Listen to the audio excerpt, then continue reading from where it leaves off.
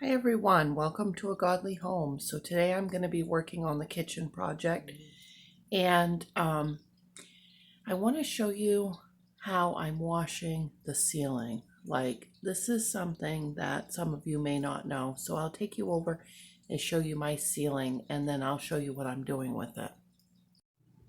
So this is my ceiling. This is one of the few things I was able to keep of the original house. I always say that my house was a complete gut because it basically was. Some of the framework wasn't good, some of the rafters weren't good, the sills weren't good, but there was a few small things when I got it I was able to save, and one of them is this kitchen ceiling with the original swirl, and I love that.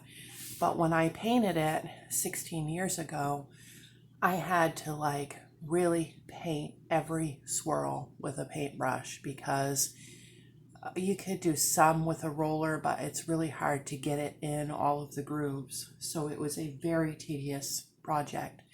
But I thought ahead and I painted it a semi-gloss paint so that it would be washable, thinking that in theory I never have to paint it again. And that was kind of controversial at the time. You know, different people that knew what I was doing didn't know if that was going to look weird or if that was going to work out long term.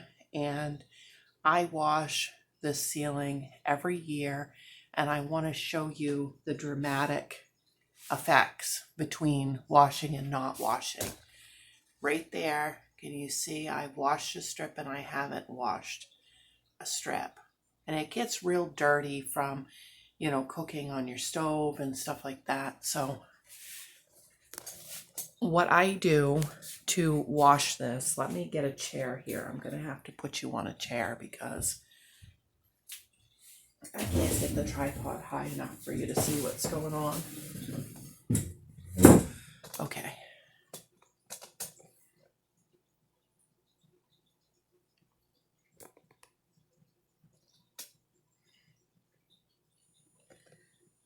Do it like that.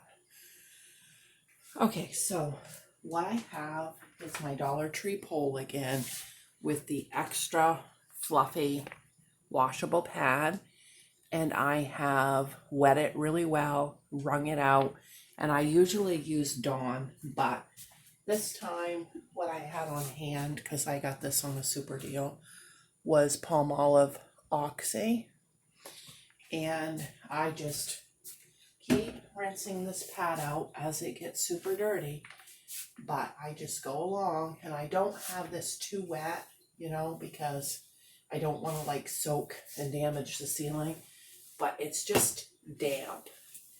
And that extra fluffiness, of that pad will make that go right into the grooves, and that will come out so squeaky clean. And it's not even much work with this pole.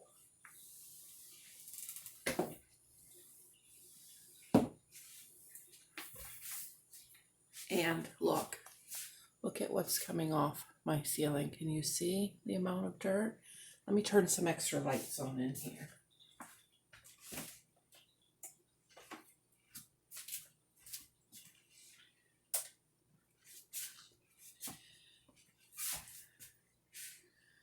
Okay, the kitchen ceiling gets really dirty, guys. It really does.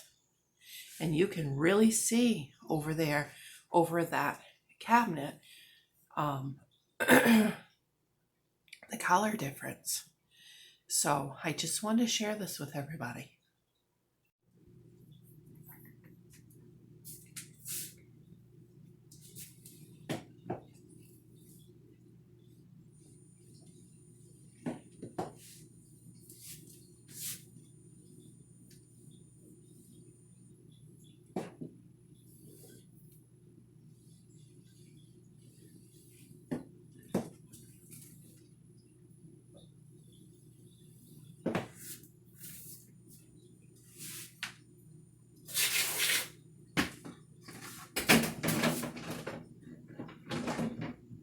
Now I'm going to rinse it out because it's getting dirty enough. It's not cleaning.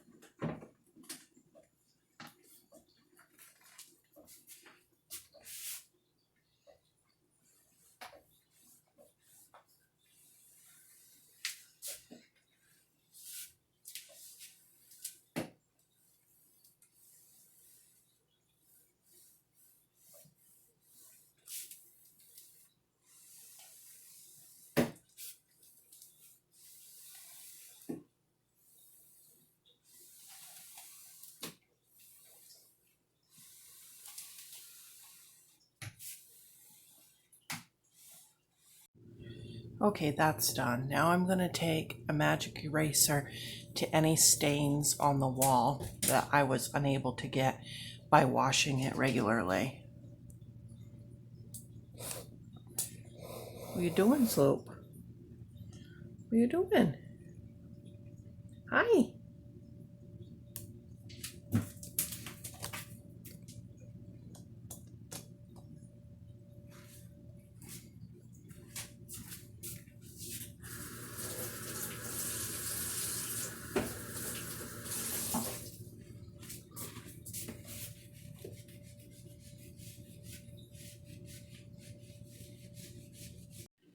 Okay, I'm not going to worry about puttying over where the cupboards were because they're just going to go right back. But I am going to putty over that mess behind the stove. I actually had taped placemats behind there to give me kind of a short-term backsplash because I really didn't have the money at the time to do any different. And it worked out great. I probably used that for 5 years like that. And before that, I just tried to keep the wall clean, which is impossible. So I will go ahead and putty over there. And then over here, there's a bunch of digs on the walls from like washing dishes and having the dish strainers against that wall. So I'll get that puttied. And then I am going to try to paint later today. I'm going to paint right over that wall border because I have another plan for up there and I don't need to actually strip it, but it will just neaten it up between now and then until I get the rest of the project done. And I only did the ceiling on this side of the kitchen because you know I have everything piled on the other side. So I'm actually going to have to work this kitchen in sections. I'm not even going to worry about behind the refrigerator yet. That'll be the next area that I do after we get these cupboards back up on the wall. So originally, when I painted these walls, I painted them satin, and it's been 16 years on the walls too. And that was a big mistake. I let somebody talk me out of going semi-gloss because they said it would show every little imperfection on the wall. Well, it's okay if it shows an imperfection on the wall, but I like to be able to keep my kitchen clean. So this time when I paint it, I will be using semi-gloss so that I can keep it wiped down and not have all these different stains because we used to burn wood with a wood stove, so you get a lot of soot, and now we use a pellet stove and you still get soot, it's just not as much. But like that magic eraser and stuff is just coming up gray. So anyhow, just to let you know, that is what I will be using for paint, is a semi-gloss.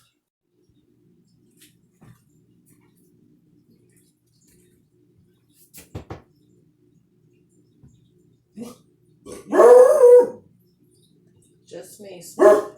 Just me. I'm opening this putty.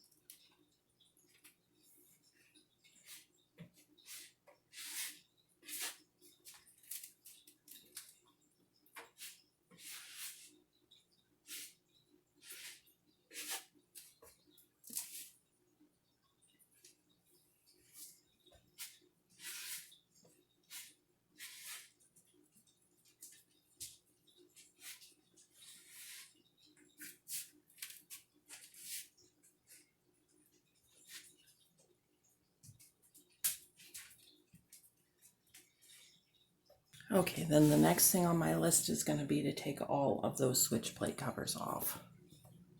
Okay guys, it is 5 o'clock in the evening and I am finally ready to paint this.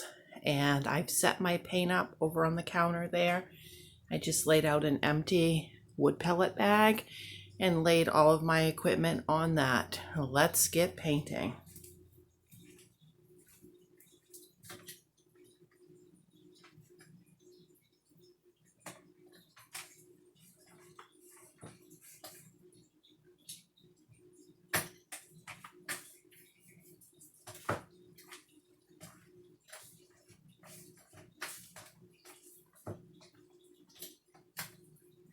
Loading up the roller the first round can be a little bit hard. Trying to get it all covered.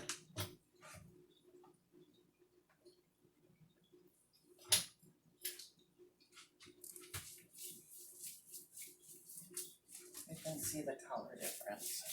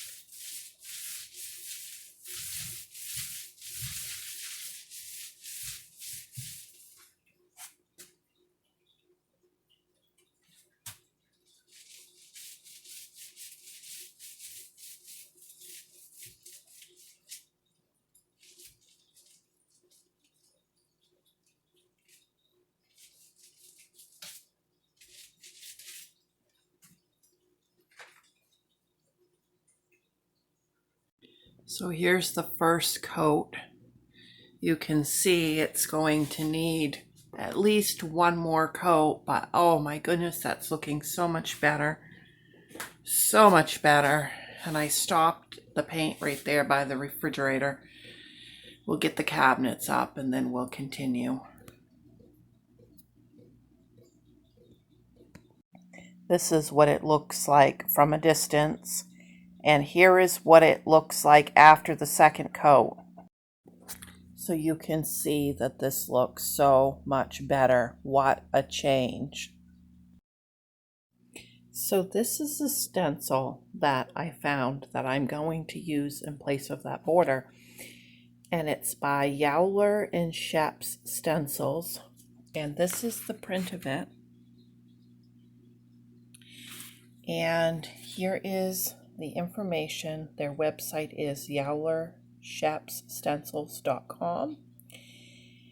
And they're out of Pennsylvania. And this is what we're going to do. We're going to put 6-inch boards around the wall, and before they go up I will stencil them with this just so I get kind of a general pattern, and then I'll go in with the paintbrush and I will add the extra details by hand, and then I'm going to polyurethane over the top so it makes like a permanent border. Because as I've mentioned, I don't really like change. So if my kitchen's in strawberries, then my kitchen will be in strawberries until the day I die.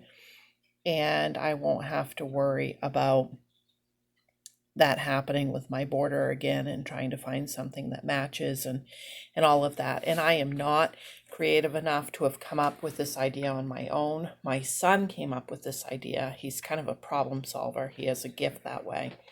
And I just love the idea, and so did my husband. So that is what I'm going to be doing. And that's why it didn't matter if I pulled down the border because it's going to be boarded over. It's just that, you know, in the meantime, I didn't want to have it looking not fresh, so I just painted over the top of it. And I want to remind you guys that I am doing the giveaway. If you have not seen that video, then I will put the link in the description box of this video. There is still time to enter. I'm going to go ahead and run that giveaway another week because we don't have that many entries yet, so I don't think everybody has seen it yet, and I want everybody to get a chance to enter that wants to enter that, and I will try to get that drawing done in another week, and that will give me a chance to kind of finish up some of the stuff that I'm working on to be able to handle that. So if you have not entered, go check that out. All right, bye.